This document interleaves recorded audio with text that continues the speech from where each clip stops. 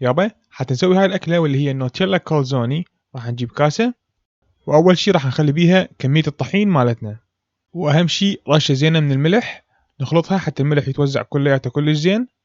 هسه راح نحتاج شوية مي دافي يكون يعني تقريبا بحرارة الجسم، إذا خلينا صبع نبي ما راح نحس لا حار ولا بارد، مهمة إذا كان كلش حار راح يخرب لنا الخمرة. راح نخلي بيه خاشوقة كبيرة خمرة. حتى العجينة مالتنا تطلع طرية هيك وتخبل راح نخليها شوية حليب. قالب مال المايكرويف راح اخلي بيه قطعة صغيرة زبدة اشيلها واخليها بالمايكرويف شوية بس تذوب، وراح نخلي زبدة فوق خليط الخميرة والحليب.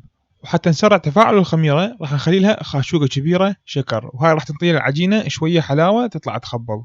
هسه راح نخلطهم كلش زين نتأكد انه الخميرة مالتنا ذابت، بعدين نشيلهم ونخليهم بصفحة حتى الخميرة تبدي تتفاعل على راحتها. نرجع نجيب الطحين والملح اللي خلطناهم قبل شوية، ونجيب خليط الخمرة والحليب بالترتيبات، وراح استعمل سكينة ابدي اخلي شوية حليب وترتيبات واخلط، اخلي واخلط. ليش عندي استعمل سكينة؟ السكينة اسهل بالخلط، ما تلزق عندي العجينة وتطلع تخبل بعدين. هسه وصلنا هذه المرحلة، نذب السكينة بصفحة ونستعمل ايدنا، ما راح تلزق عندنا العجينة لان كل المي ذاب داخل الطحين. راح نخليه على اللوح مالتنا وراح نبدي نعجن بيها كلش زين الى ان يصير عندنا عجينة مطاطية وملساء. طريقة مهمة لعجن العجينة، شو نسوي؟ باعوا هيك من العجينة مالتنا، خلي هاي اللي قدام هنا وندفعها، بعدين نرجع نفرها هيك، نجيب هاي نخليها هنا وندفعها. تشوفون هاي جوا ايش يصير هنا؟ يصير عندنا ستريتشنج، فكل ما يصير عندنا ستريتشنج بالعجين هيك نمطيها ونرجع نقفلها ونمطيها ونقفلها، الجلوتين داخل العجينة يتقوى ويتقسى ويصير عندنا عجينة كلش مطاطية بعد هسه شوية مو مطاطية. ف كل ما نستمر بهاي العملية كل ما أحسن. يعني عجينة البيتزا تحب الجلوتين ويصير بيها هيك مثل تشو، يعني مثل عضلة قوية. هسه راح نشيل الأطراف ونخليها بالنص، نشيل الأطراف ونخليها بالنص حتى شنو يصير عندنا عجينة تخبل مكورة. أقلبها بعدين أبدي أفر بيها وأقفلها من جوا. بكاسة صغيرة أخلي شوية زيت زيتون وراح أمسحها بيدي، أشيل العجينة مالتي وأخليها بالكاسة، شوية أقلبها مين حتى توزع بيها زيت الزيتون وما تلزق عندي. وراح نجيب النالون مال التغليف وراح نغلفها كلش زين ونشيلها ونخمرها تقريبا ساعة أو إلى أن يتضاعف حجمها بمكان دافي. وهسه على السريع نرجع نجلف الميز مالتنا وننظفه كلش زين لأن الدنيا كورونا وما بينا حيل. ننطيه مسحة زينة تلميع بعد التعقيم، أياباه طلع جديد. رش الطحين على الميز مالتنا ونجيب العجينة ونخليها على الميز. راح أحاول أسويها شوية على شكل مستطيل حتى من أقطعها يطلع عندنا قطع متساوية.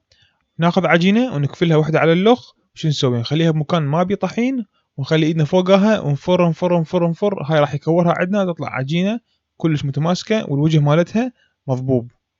ونستمر بهاي الطريقة إلى أن نكمل كل كمية العجين. نجيب صينية نخلي عليها رشة زينة طحين وراح نصفط بيها العجاين اللي سويناها، نغطيها ونخليها على صفحة. هسه هذولا جاهزين نستعملهم.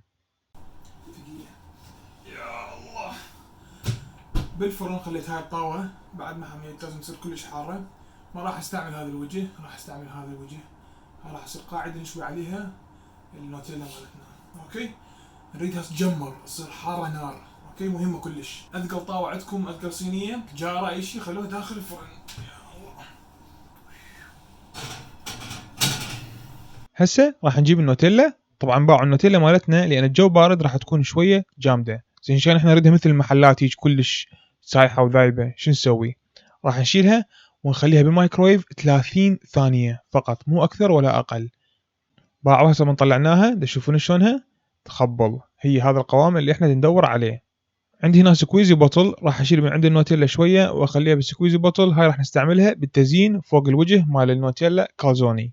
حتى نبلش نفتح العجين، رشة صغيرة طحين على الميز، نجيب العجينة مالتنا ونخليها على الطحين ونبدي نفتحها شوية شوية. طبعا ملاحظة تقدرون تستعملون الشوبك، بس أنا أحب أستعمل إيدي، أحس إنه أسيطر بيها أكثر وأقدر أتحكم بالخفة مال العجينة.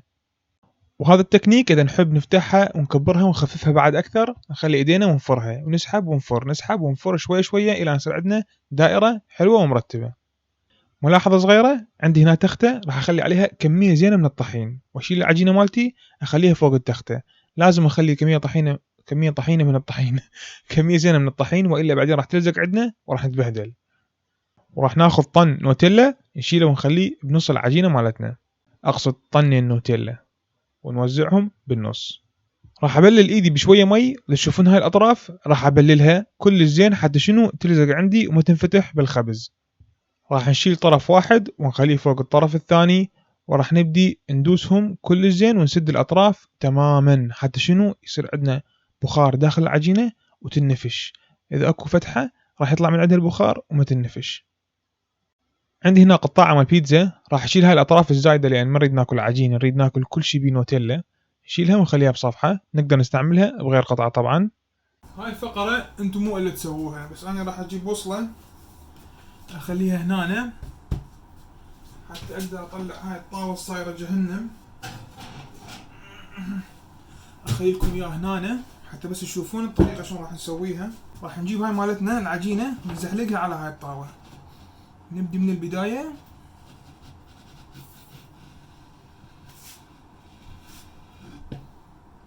تمام. هسه على السريع نشيلها للطاوه، نفتح الباب وراح نرجعها بالفرن. ثقيله يا يابا. نجهز اللوحة التقديم مالتنا. هو عليها شلون طلعت تخبل. شوفون شلونها. مثل ما اتذكر بالفيديو كان اكو فوقاها ايسنج شوجر، فراح اخلي مصفي وارش فوقاها الايسنج شوجر واللي هو الشكر الناعم او المطحون. وراح نجيب النوتيلا همين وراح نسبحها بالنوتيلا. شقد هوايه شقد احسن، بس شنو باعوا شكلها طلع غير كشخه تخبل. يا وين كملناها. باقولي شلونها. هو مو ثقيله همين، خفيفه بس مليانه نوتيلا. اقصها مثل ما قصيتها لو اقصها بالنص وبعدين خل اقصها بالنص. هاي تعالي هنا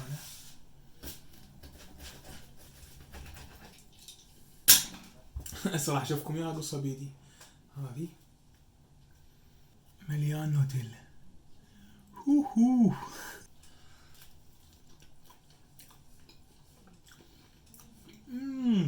يابا شكرا للمتابعه. ان شاء الله حبيتوا هالوصفه، وقولوا لي نفسها سويناها لو ما نفسها، جبناها لو ما جبناها. وفي مال الله اروح اكل مراك.